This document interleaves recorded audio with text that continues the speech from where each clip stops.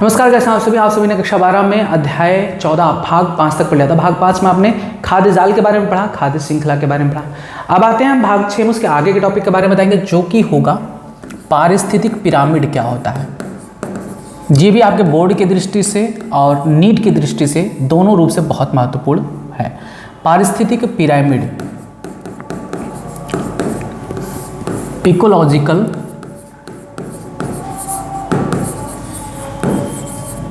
Pyramid. पारिस्थितिक pyramid क्या होता है?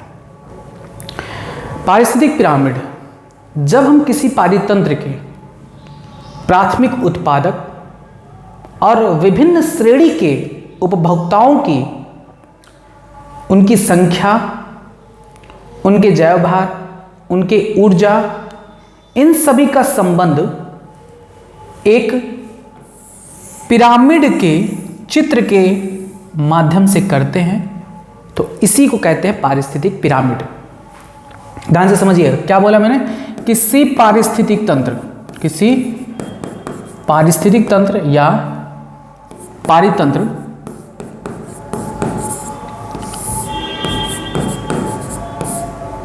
में प्राथमिक उत्पादकों यानी पेड़ पौधों व विभिन्न श्रेणी के उपभोक्ताओं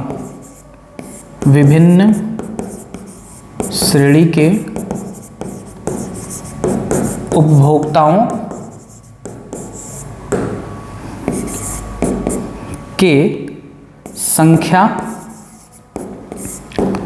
जैव भार व संचित ऊर्जा के मध्य संबंध होता है।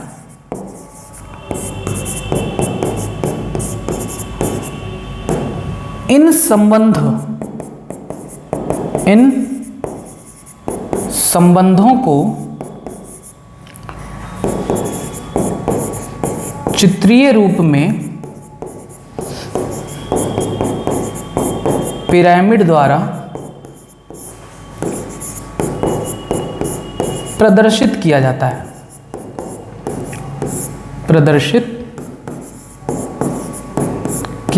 है। जिसे क्या कहते हैं? पारिस्थितिक पिरामिड। जिसे पारिस्थितिक पिरामिड कहा जाता है।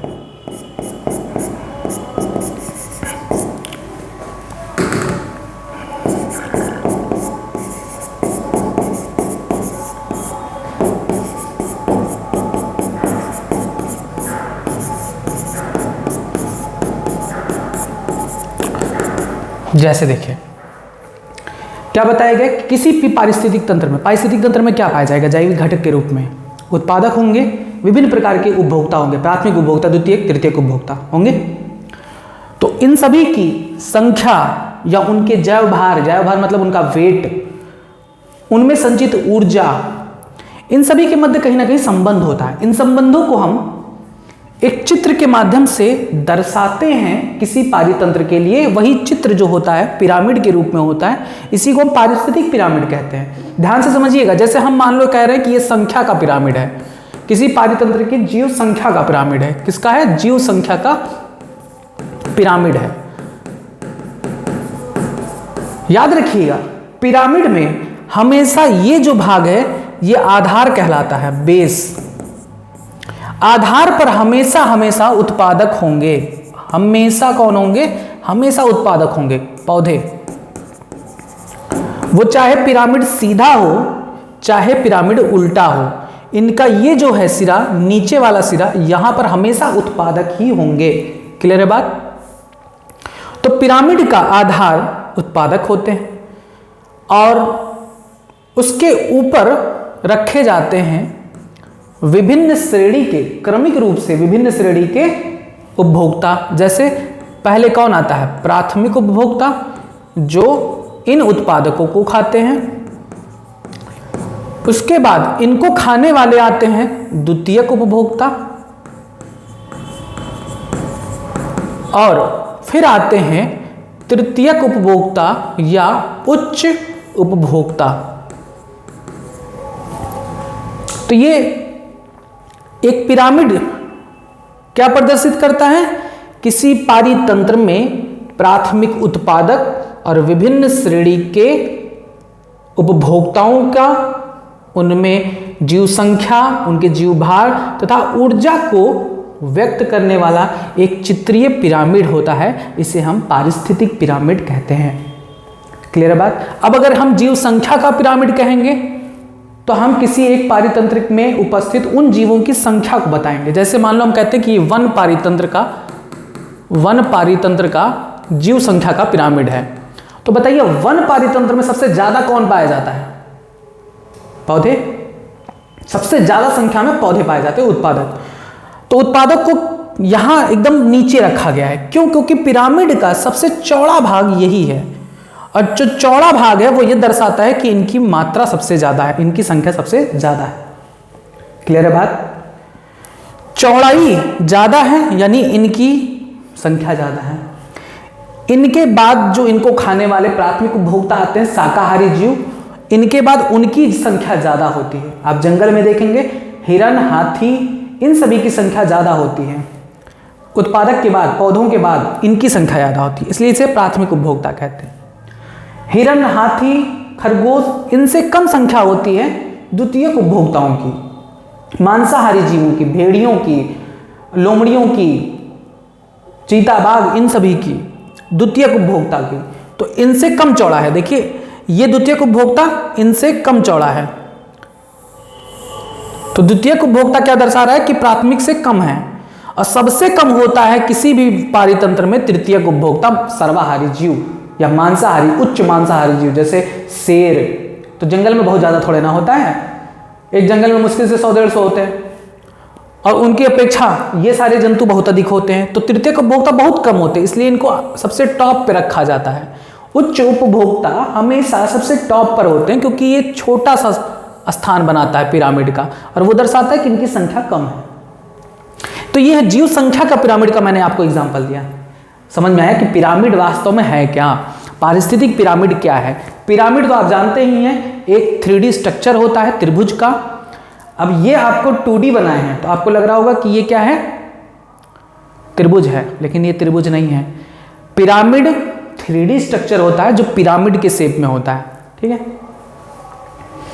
तो पारिस्थितिक पिरामिड क्या होता है, याद कर सकते हैं, किसी भी पारितंत्र में प्राथमिक उत्पादकों और विभिन्न श्रेणी के उपभोक्ताओं की जैव संख्या और उनके जैव भार, उनमें संचित ऊर्जा के मध्य संबंध होता है। उन संबंधों को पिरामिड जैसे चित्र के द्वारा हम प्रदर्शित करते हैं। इसी पिरामिड को पारिस्थितिक पिरामिड कहते हैं। दूसरी भाषा में देख लीजिए, दूसरी भाषा में कह सकते हैं कि पारिस्थितिक पिरामिड क्या है, तो कहेंगे किसी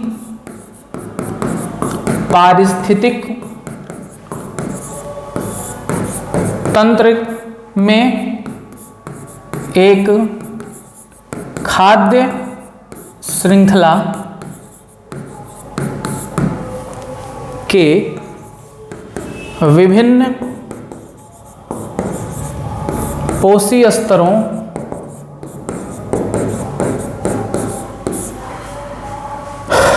के संख्या, जैव भार व संचित ऊर्जा का चित्रीय निरूपण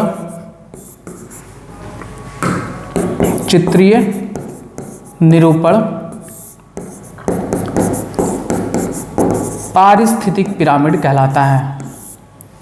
पारिस्थितिक पिरामिड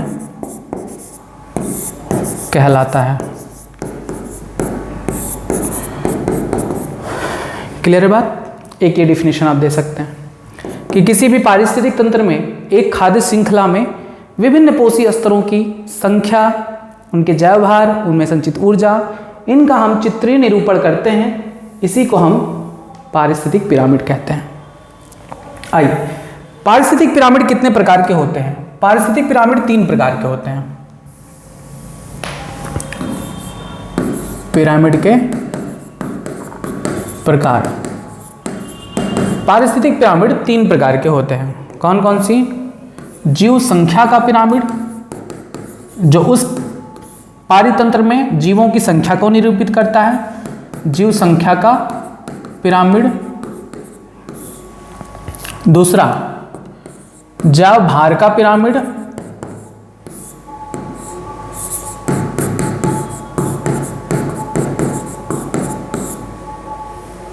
तीसरा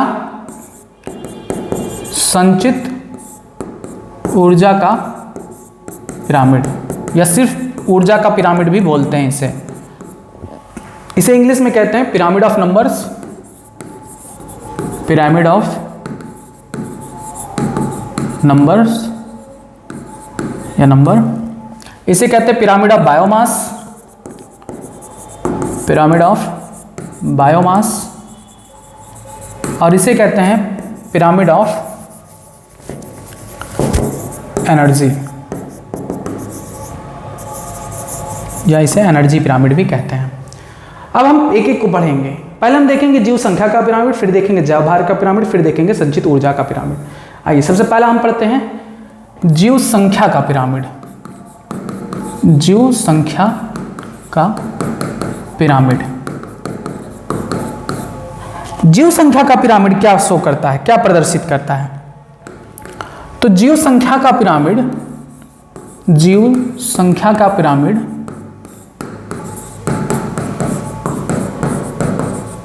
किसी पारितंत्र में उपस्थित विभिन्न पोषी स्तरों की, विभिन्न पोषी स्तरों की संख्या को निरूपित करता है, संख्या को निरूपित करता है कि उस पारितंत्र में उत्पादक कितने हैं, उपभोक्ता कितने हैं, इसको डिफाइन करता है जीव संख्या का पिरामिड। जैसे मैं आपको एक एग्जांपल देता हूं कि एक अभी दिया था वन पारितंत्र है, वन पारितंत्र, वन पारितंत्र में फॉरेस्ट इकोसिस्टम में जीव संख्या का पिरामिड बताइए। तो आप क्या कहेंगे? जीव संख्या का पिरामिड में हमें किसका देखना है? उत्पादकों को देखना है, प्राथमिक उपभोक्ता को देखना है, द्वितीयक उपभोक्ता को देखना है, तृतीयक उपभोक्ता को देखना है कि इनकी संख्या कितनी है। तो आप जानते हैं कि वन पारितंत्र में सबसे ज्यादा कौन होंगे? सबसे ज्यादा उत्पादक होंगे और प्राथमिक उपभोक्ता इनसे कम, द्वितीयक उपभोक्ता इनसे भी कम, तृतीयक उपभोक्ता इनसे भी कम। यानी वन पारितंत्र में पेड़ पौधे बहुत ज्यादा होंगे, उनसे कम होंगे शाकाहारी जीव जैसे खरगोश, चूहा, बिल्ली, और बिल्ली नहीं मिल रहा है तो मांसाहारी में आ जाएगी, सर्वाहारी में हो जाएगी।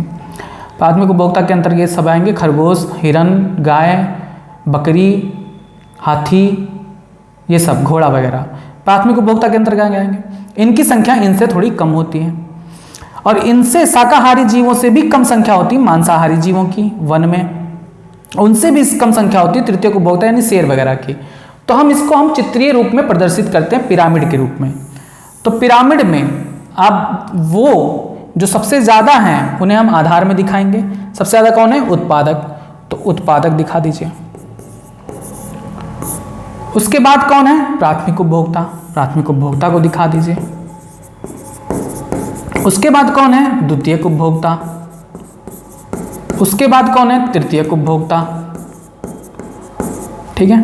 अब जैसे मान लो किसी पारितंत्र में 1000 पेड़ हैं और प्राथमिक उपभोक्ता हैं 80, द्वितीयक उपभोक्ता हैं 20 और तृतीयक उपभोक्ता हैं 5।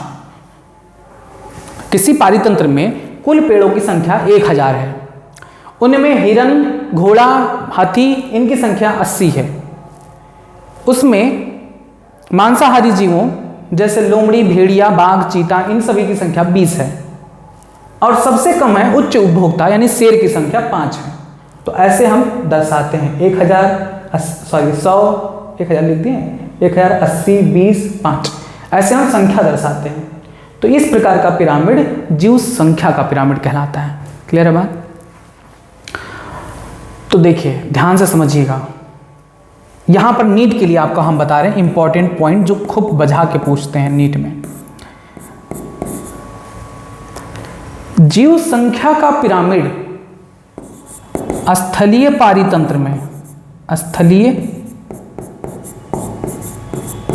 पारितंत्र में और जलीय पारितंत्र में दोनों में सीधा होता है, यानी ये एक सीधे रूप में होगा, सीधा होता है, दोनों पारितंत्र में सीधा होता है, किंतु एक जगह पर उल्टा होता है। किंतु केवल एक वृक्ष के पारितंत्र में जीव संख्या का पिरामिड उल्टा होता है। पिरामिड उल्टा होता है, कैसे अभी बताते हैं, देख लीजिए। देखिए स्थलीय पारितंत्र हो चाहे जलीय पारितंत्र हो, स्थल में भी पौधों की संख्या ज़्यादा है, जलीय पारितंत्र में तो बहुत ही ज़्यादा है, क्योंकि जलीय पारितंत्र में डायटम्स, स्पायरोगाइरा, ब्लू ग्रीन एल्गी, ये सभी पादप प्लवक क्या होते हैं, उत्पादक होते हैं, तो उनकी संख्या तो बहुत होती है। तो स्थलीय हो चाहे जलीय पारितंत्र हो, उनमें जीव संख्या का पिरामिड तो सीधा बनेगा। लेकिन अगर हम केवल एक वृक्ष के पारितंत्र की बात करें, केवल एक वृक्ष की पारितंत्र की बात करें, तब वहां पर जीव संख्या का पिरामिड उल्टा बनता है। क्यों, यहां पर समझिए। एक वृक्ष है, केवल एक वृक्ष, तो एक वृक्ष पर उत्पादक की संख्या कितनी हुई? उत्पादक तो एक ही है ना, कौन है, पेड़ है, उत्पादक केवल एक है, एक ही पेड़ है, उत्पादक की संख्या एक। लेकिन इस पर रहने वाले, इसके फलों को खाने वाले बंदरों की संख्या क्या है, इनसे ज्यादा है। एक क्या, 2, 4, 5 होंगे, है ना।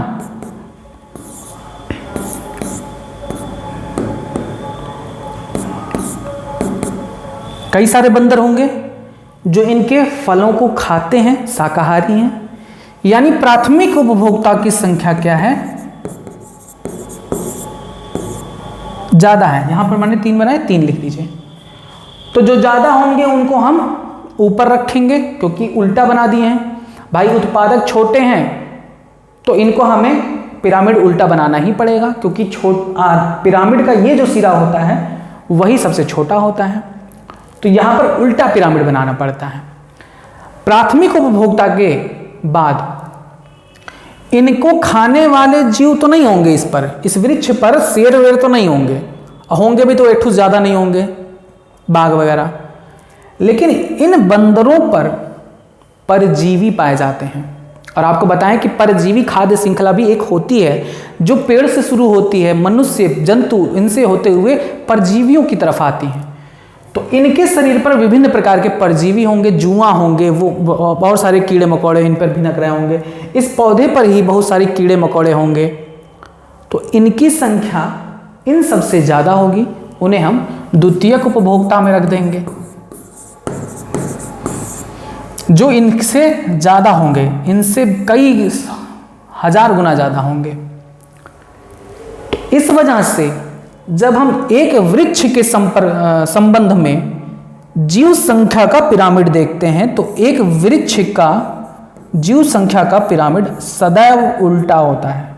क्लियर हुई बात? ये नीट में क्वेश्चन पूछा गया था। नेक्स्ट देखिए, जीव संख्या का पिरामिड आपका हो गया। दूसरा आता है आपका जैव भार का पिरामिड। जैव भार का पिरामिड, जैव भार से संबंध है उस जीव की भार का, वेट से, बायोमास, ठीक है। पिरामिड ऑफ बायोमास, उसका भार कितना है, किसी पारितंत्र में किस पोषीय स्तर का भार कितना है। जब भार के संदर्भ में पिरामिड बनाते हैं, ठीक है, तब उसे हम कहते हैं जैव भार का पिरामिड। इसमें देखिए हम लेते हैं पहले स्थलीय पारितंत्र। स्थलीय पारितंत्र, स्थलीय पारितंत्र में हम एक एग्जाम्पल लेते हैं वन पारितंत्र का। और अभी आपको बताएं कि वन पारितंत्र में सबसे ज़्यादा कौन होते हैं, पेड़ पौधे, यानी हम क्या कहेंगे उत्पादक, उत्पादकों की संख्या अधिक होगी, इनसे कम होंगे प्राथमिक उपभोक्ता,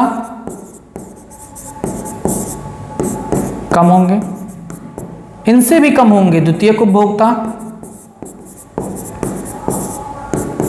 ठीक, और इनसे भी कम होंगे तृतीयक उपभोक्ता।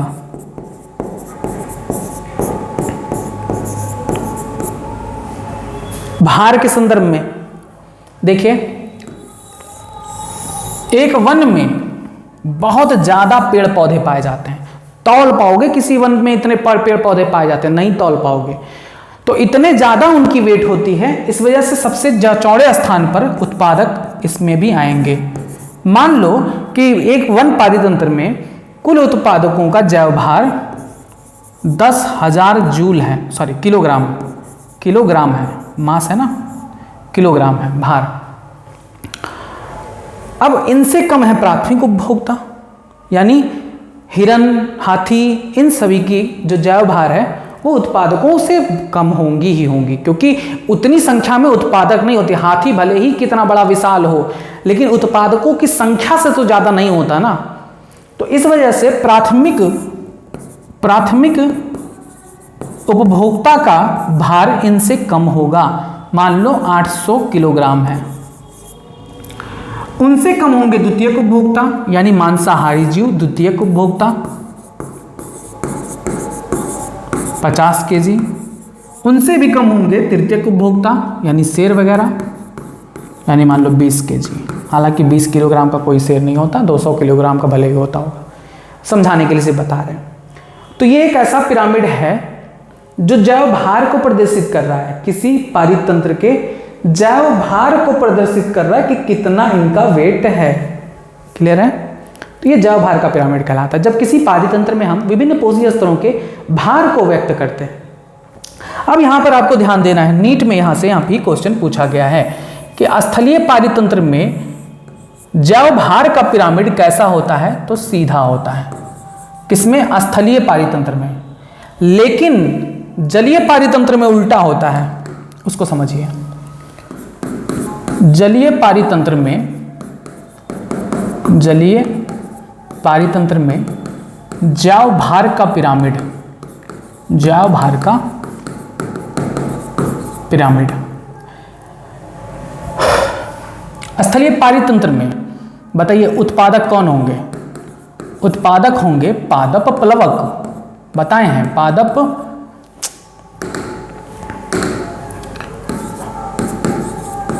प्लवक, यानी फाइटोप्लैंक्टन्स। कौन? डायटम्स, शैवाल आदि। और प्राथमिक उपभोक्ता होंगे, प्राथमिक उपभोक्ता में कीड़े मकोड़े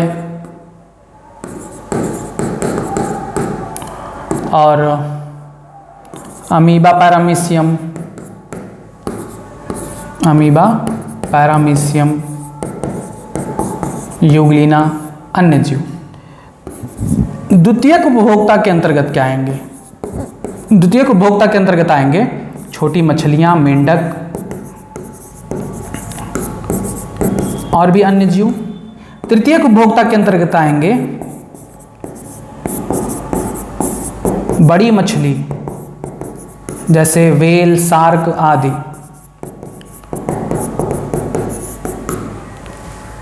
तो देखिए जलीय पारितंत्र में जैव भार का पिरामिड उल्टा बनेगा कि नहीं बनेगा? रीजन देखिए, क्योंकि तृतीयक उपभोक्ता हमेशा उच्च स्तर पर होते हैं। तृतीयक उपभोक्ता हमेशा उच्च स्तर पर होते हैं। और आप देख रहे हैं कि तृतीयक उपभोक्ता में कौन है? शार्क हैं, वेल हैं। वेल कई हाथी के बराबर होता है, 4-5 हाथी के बराबर होता है, इतना बड़ा होता है वेल। शार्क भी उससे बड़ा बड़ा होता है। तो उनका भार कितना होगा? बहुत ज़्यादा होगा। इसी वजह से तृतीयक उपभोक्ताओं को हम जलीय पारितंत्र में उनके भार के संदर्भ में हम ऊपर रखते हैं। और चूंकि यहां पर उत्पादक को देखिए, उत्पादक को कहां रखते हैं? पिरामिड के बेस पर उत्पादक को यहां पर रखते हैं।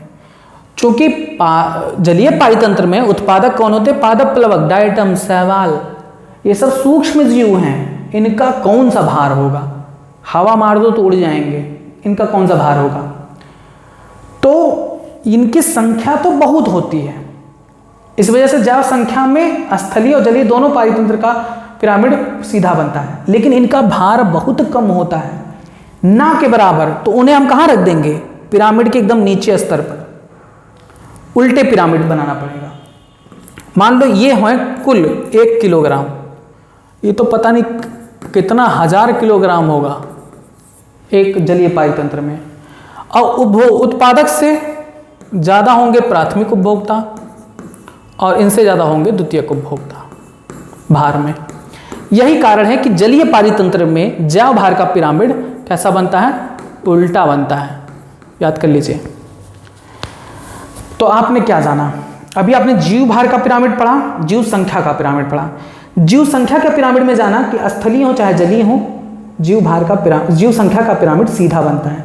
लेकिन अगर हम एक वृक्ष का पिरामिड देखेंगे, एक वृक्ष में जीव संख्या का पिरामिड देखेंगे तो वो उल्टा बनता है। दूसरा आपने देखा जीव भार का पिरामिड। जीव भार के पिरामिड में स्थलीय पिरामिड सीधा बनता है, जलीय पिरामिड उल्टा बनता है, जलीय पारितंत्र में पिरामिड। नेक्स्ट देखिए, अगला आता है तीसरा, ऊर्जा का पिरामिड। ऊर्जा का पिरामिड, तो आपको पता है कि ऊर्जा का पिरामिड तो सदैव सीधा ही बनेगा। इसका पिरामिड सदैव सीधा बनेगा, चाहे कोई भी पारितंत्र हो, इसका पिरामिड तो हमेशा सीधा ही बनेगा। क्लियर है? क्यों? क्योंकि आपको पता है कि ऊर्जा का स्थानांतरण कहां से कहां होता है? सूर्य से पौधे में, पौधे से प्राथमिक उपभोक्ता, प्राथमिक से द्वितीयक उपभोक्ता, द्वितीयक से तृतीयक उपभोक्ता। यानी सबसे ज्यादा ऊर्जा किसके पास होगी? पौधों के पास, चाहे वो जलीय पारितंत्र हो चाहे स्थलीय पारितंत्र हो, कोई भी पारितंत्र हो, सबसे ज्यादा ऊर्जा संचय उत्पादक ही करते हैं। इस वजह से ऊर्जा का पिरामिड सदैव सीधा बनता है। नीचे हमेशा उत्पादक होंगे, ऊपर हमेशा प्राथमिक उपभोक्ता और उसके ऊपर द्वितीयक उपभोक्ता और उससे ऊपर तृतीयक उपभोक्ता। क्लियर है बातें?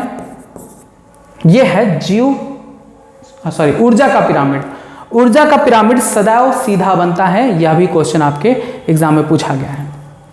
तो ये था आपके पारिस्थितिक पिरामिड के बारे में कुछ सामान्य जानकारी। आइए कुछ बातें हम बुक पर देख लेते हैं।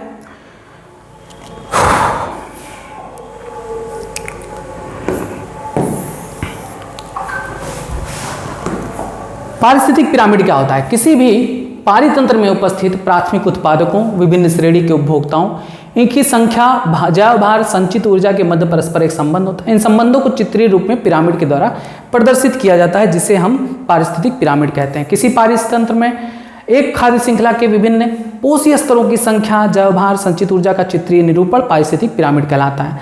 इससे सबसे पहले दिया था चार्ल्स एल्टन ने, और इसी वजह से पारिस्थितिक पिरामिड को एल्टोनियन पिरामिड भी कहते हैं। पिरामिड में हमेशा आधार पर उत्पादक होंगे, शिखर की ओर क्रमशः प्राथमिक, द्वितीयक और तृतीयक उपभोक्ता प्रतिनिधित्व करते हैं। 3 पारिस्थितिक पिरामिड होता है, संख्या का पिरामिड, जैव मात्रा का पिरामिड और ऊर्जा का पिरामिड। संख्या का पिरामिड देख लीजिए। जीव संख्या का पिरामिड किसी भी पारितंत्र के प्रत्येक पोषी स्तर पर जीवधारियों की संख्या के संबंध को प्रदर्शित करता है। जीव संख्या का पिरामिड सीधा भी हो सकता है, उल्टा भी हो सकता है। सीधा कब होगा? स्थलीय और जलीय पारितंत्र में,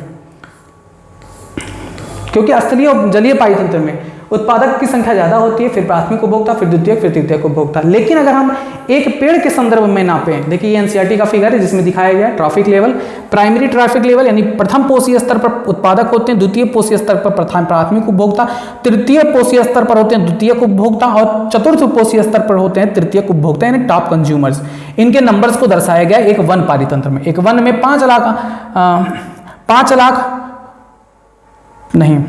58,42,000 पौधे हैं, 7,08,000 प्राथमिक उपभोक्ता हैं, 3,54,000 द्वितीयक और सबसे कम तृतीयक उपभोक्ता हैं। ये एक जैव संख्या का पिरामिड दर्शा रहा है। अब कह रहे हैं कि अगर हम एक अकेले वृक्ष का पारितंत्र में उसमें जैव संख्या का पिरामिड देखें तो उल्टा बनता है, पिरामिड उल्टा बनता है, क्योंकि एक वृक्ष पर बहुत सारे शाकाहारी जीव पाए जाएंगे और उनको खाने वाली पक्षियों की संख्या उनसे भी ज्यादा होगी। ठीक, जैव भार का पिरामिड देख लिए तो जैव भार का पिरामिड मैंने बताया कि जैव भार का पिरामिड भी सीधा और उल्टा दोनों बनता है। जब हम इसे वन पारितंत्र यानी स्थलीय पारितंत्र के संदर्भ में देखते हैं तो सीधा बनता है, क्योंकि स्थलीय पारितंत्र में पौधों की जैव भार ज्यादा होता है, उससे कम द्वितीयक उपभोक्ता प्राथमिक उपभोक्ता, उससे कम द्वितीयक उपभोक्ता, द्वितीयक से तृतीयक उपभोक्ता कम भार कम होता है। जैसे यहाँ पर देखिए बना हुआ है, एनसीईआरटी का फिगर है, 809 किलोग्राम पर मीटर स्क्वायर पर दिया गया है उत्पादकता, 37 किलोग्राम पर मीटर स्क्वायर दिया गया है प्राथमिक उपभोक्ता, उससे कम 11 किलोग्राम पर मीटर स्क्वायर द्वितीयक उपभोक्ता, सबसे कम 1.5 किलोग्राम पर मीटर स्क्वायर तृतीयक उपभोक्ता। जैव भार का पिरामिड उल्टा बनता है जब हम जलीय पारितंत्र को देखते हैं। जलीय पारितंत्र में जैव भार का पिरामिड उल्टा होता है। क्यों? आपको बताएं कि उत्पादक के रूप में यहाँ पर सूक्ष्म जीव होते हैं, इनकी संख्या तो ज्यादा होती है लेकिन भार बहुत कम होता है इन सभी के कंपेरिजन में। ऊर्जा का पिरामिड हमेशा क्या होता है? सीधा बनता है। ऊर्जा का प्रवाह सदैव एक दिशात्मक होता है, इस वजह से पिरामिड सदैव सीधा बनता है। देखिए आपको पता है कि सूर्य की ऊर्जा का 1% इनको ट्रांसफर होता है, सूर्य की ऊर्जा का 1% इनको ट्रांसफर होता है। देखिए 10,000 जूल है ना, 10,000 किलो कैलोरी, यहाँ पर देखिए 10 लाख है, इकाई दहाई सैकड़ा हजार 10,000 लाख 10 लाख, 10 लाख जूल है तब 10,000 1% इनको मिला और एक पोषीय स्तर से 10% ट्रांसफर होता है इनको, 10% इनको, 10% इनको, प्रत्येक पोषीय स्तर पर 10% ऊर्जा ही स्थानांतरित होती है, जिसके बारे में आपको बताएं लिंडमैन का 10% लॉ। पारिस्थितिक तंत्र में एक प्रमुख भूमिका निभाने के अतिरिक्त मृत जीवों को पारिस्थितिक पिरामिड में कोई स्थान प्राप्त नहीं है। मृत जीवों यानी सैप्रोफाइट्स को पारिस्थितिक पिरामिड में कोई स्थान प्राप्त नहीं है। यह भी क्वेश्चन इंपॉर्टेंट बनता है, आपके नीट में पूछा जा सकता है कि बताइए कि पारिस्थितिक पिरामिड में किसको स्थान नहीं दिया गया है, तो अपघटकों को स्थान नहीं दिया गया है। क्लियर है बात? आज का टॉपिक बस इतना ही। आपने जाना पारिस्थितिक पिरामिड के बारे में, तीनों जीव संख्या का पिरामिड, जैव भार का पिरामिड और संख्या का पिरामिड। अब आता है पारिस्थितिक अनुक्रमण यानी इकोलॉजिकल सक्सेशन क्या होता है, नेक्स्ट पार्ट में आपको बताया जाएगा। तब तक आप कुछ क्वेश्चन के आंसर आप कमेंट बॉक्स में जरूर देंगे और अपनी कॉपी में भी नोट करेंगे। सबसे पहला क्वेश्चन कि बताइए जीव संख्या का पिरामिड कब सीधा बनता है और कब उल्टा। दूसरा, जलीय पारितंत्र में जीव संख्या का पिरामिड कैसा बनता है। ध्यान से सुनिएगा क्वेश्चन, जलीय पारितंत्र में जीव संख्या का पिरामिड कैसा बनता है, सीधा या उल्टा, कमेंट बॉक्स में बताइएगा। दूसरा, स्थलीय पारितंत्र में जैव भार का पिरामिड कैसा बनता है, सीधा या उल्टा। नेक्स्ट, तीनों पिरामिड में से जीव संख्या का पिरामिड, भार का पिरामिड और ऊर्जा का पिरामिड, इन तीनों पिरामिड में से कौन सा ऐसा पिरामिड जो सदैव सीधा बनता है। आखिरी क्वेश्चन कि कौन सा नहीं, जलीय पारितंत्र में जीव भार का पिरामिड कैसा बनता है, उल्टा या सीधा।